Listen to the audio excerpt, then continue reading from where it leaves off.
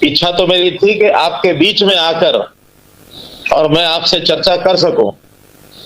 वैसे तो मैं अपने हरियाणा के बहुत से वर्गों से सीधा संवाद कर रहा हूं। आज आपसे इस मीडिया के माध्यम, इस टेक्नोलॉजी का जो हमारा कार्यक्रम है ऑनलाइन, इसके माध्यम से आपसे संवाद कर रहा हूं। मित्रों, आप सब व्यापार से जुड़े हैं।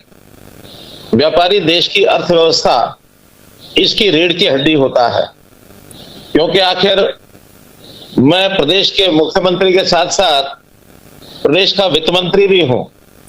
तो वित्त मंत्री के नाते से प्रदेश का वित्त कहां कहां से जुटाया जाता है, उसमें सबसे पहले व्यापारी सामने आता है। तो व्यापारी जो है वो हरियाणा के विकास के नाते से अगर मैं कहूं तो हरियाणा सरकार का एक साझीदार है, एक पार्टनर है। क्योंकि आखिर आपके माध्यम से जब व्यापार होता है तो उसका जो टैक्स है वो टैक्स आप ही इकट्ठा करके देते हैं और उससे हम समाज का काम कर पाते हैं। मुझे इसका अनुभव इसलिए भी है कि जब मैं छोटा होता था तो मेरे दादाजी ने रोहतक जिले के निनाणा गांव में छोटी दुकान बनाई थी, और उस समय व्यापार क्या होता है मुझे उसी समय से ध्यान में है। और बाद में अपनी कॉलेज की पढ़ाई करने के बाद मुझे 8 साल स्वयं व्यापार करने का भी मौका मिला है। तो इसलिए मित्रों, व्यापारियों की अपनी समस्या होती है, व्यापारियों के अपने कुछ चैलेंज होते हैं, तो उसको मैं अच्छी प्रकार से समझता हूं। हमने इन व्यापारियों के समस्याओं को ध्यान करने के लिए हरियाणा में व्यापारी कल्याण बोर्ड भी बनाया है, और इस व्यापारी कल्याण बोर्ड के माध्यम से आप सबकी समस्याओं को हम हमेशा ध्यान करते रहते हैं। ऐसे ही व्यापार और कारोबार के अनुकूल माहौल बनाने के लिए भी हमने बहुत कुछ किया है। आपको 10 साल पहले की बातें सब ध्यान में होंगी कि उस समय सरकार की ओर से किस प्रकार के और व्यवहार किए जाते थे। कोई भी नेता चाय पीने के बहाने आता था और कोई ना कोई एक पोटली अपने साथ लेके जाता था। लेकिन हमने आने के बाद इस प्रकार का इंस्पेक्टरी राज सब खत्म किया है, और इंस्पेक्टरी राज खत्म करके आपको व्यापार में कठिनाई ना आए, इसके लिए हर संभव प्रयत्न किए हैं। कानून की व्यवस्था हमने संभाली है, लॉ एंड ऑर्डर हरियाणा में ठीक है, इस नाते से ये सब काम किए जा रहे हैं। आपके यहाँ बहुत सी कठिनाइयां, कहीं लाइसेंस की कठिनाई आती है, तो कहीं इस प्रकार का इंस्पेक्टरी राज, नए नए कानूनों की बात आती है। लेकिन हमने हमेशा व्यापारियों से विचार विमर्श करके ही इन सब चीजों को लागू किया है। उदाहरण के लिए देश में जब जीएसटी लागू करने की बात आई थी तो उस जीएसटी के समय बहुत से लोगों से विचार विमर्श हुआ, कुछ विरोध भी हुआ, और बाद में जीएसटी लागू करने के बाद आज मैं जब व्यापारियों से पूछता हूं तो बहुत आनंद व्यापारी महसूस करते हैं। जो 2-2 प्रकार की बहियां बनानी पड़ती थी वो अब एक ही बही से काम चलता है। तो इसलिए जो व्यापारियों को सुगमता हुई, ये बहुत ज्यादा सुगमता, अच्छी सुगमता हुई है। व्यापारियों की जो कई बार हानि होती है, उनको नुकसान होता है, उसका बीमा ये करवाया जाए, इसका भी हमारा प्रयत्न चल रहा है। हम लोगों ने व्यापारी कल्याण बोर्ड के माध्यम से व्यापारियों को जो सामूहिक बीमा योजना है, चाहे दुर्घटना बीमा योजना है, चाहे क्षतिपूर्ति बीमा योजना है, उसके लिए भी योजना बनाई है कि आपके इस जो क्षति भरपाई है इसका इंतजाम करें। प्रधानमंत्री जी ने छोटे व्यापारियों के लिए लघु व्यापारी मानधन योजना जो बनाई है, वर्ष में 6,000 रुपए की राशि उनको सीधी दी जाती है, और छोटे जो रेडी वाले, पोमचे वाले और जो इस प्रकार का छोटा व्यवहार करने वाले, रेडी लगाने वाले, उनको भी प्रधानमंत्री स्वनिधि योजना के माध्यम से 10,000 रुपए से लेकर और 1 लाख रुपए तक का जो लोन दिया जाता है, उससे उनको भी बहुत सुविधा हो रही है। मित्रों, आपको ध्यान होगा फरवरी 2016 में जब व्यापारियों का बड़ा नुकसान हुआ था, जो आंदोलन था, उस आंदोलन की जो क्षतिपूर्ति थी हमने तुरंत कर दी थी, और हरियाणा में इस प्रकार का घटना कभी ना हो इसके लिए बहुत से इंतजाम भी हमने किए। क्षतिपूर्ति कभी किसी व्यक्ति की होती है तो हम हमेशा आगे रहते हैं, चाहे वो व्यापारी है, चाहे किसान है, चाहे अन्य कोई व्यक्ति है, हम हर किसी की क्षतिपूर्ति का जो है इंतजाम करने के लिए हमेशा आगे रहते हैं, किसी को तकलीफ ना हो, दुख ना हो। मुझे हमारे जो कैलाश भगत जी हैफेड के चेयरमैन, उन्होंने कुछ डिमांड भी भेजी थी जहां तक कैथल मंडी का विषय है, लेकिन इसमें बहुत सी डिमांड ऐसी हैं जो पूरे हरियाणा के लिए हैं, तो उसके ऊपर हमने विचार किया है।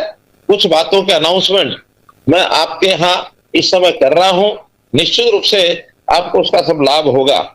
जैसा एक विषय सब्जी मंडी जितनी हरियाणा में है उनका ये चल रहा था कि उनका जो रेट दर हमने तय की हुई है मार्केट फीस की या HRDF की, उसको फिक्स किया जाए, तो उसको एक मुश्त मार्केट फीस के नाते से विधानसभा में ये हमारा प्रावधान हमने पास करा लिया है, और अगले 1 महीने में इसके ऊपर निर्णय करके और ये आपको बता दिया जाएगा। इसी प्रकार यहाँ जो मंडी कैथल अनाज मंडी पुरानी 133 साल पुरानी है, उसका NDC का पोर्टल ये भी हम अप्रूव कर देंगे, इस डिमांड को भी मान लिया गया है। ट्रांसपोर्ट नगर कैथल में जो जमीनें जो HSVP ने दुकानों की बेचने के बाद शर्त लगाई थी, उसमें भी कुछ ढील देते हुए एक नई पॉलिसी बना करके आपको छूट दी जाएगी कि आप आगे दुकानें अपनी बेच सकेंगे, इसकी पॉलिसी भी हम बना देंगे। मित्रों, आपने मंडियों में सफाई का, रख रखाव का, GPS घड़ी का विषय, और वहां पर आवारा पशु न घुसे, मंडियों की 4 दीवारी, वहां के शेड का रिपेयर, गेट की व्यवस्था, ये बहुत सी मांग ऐसी लिखी हैं।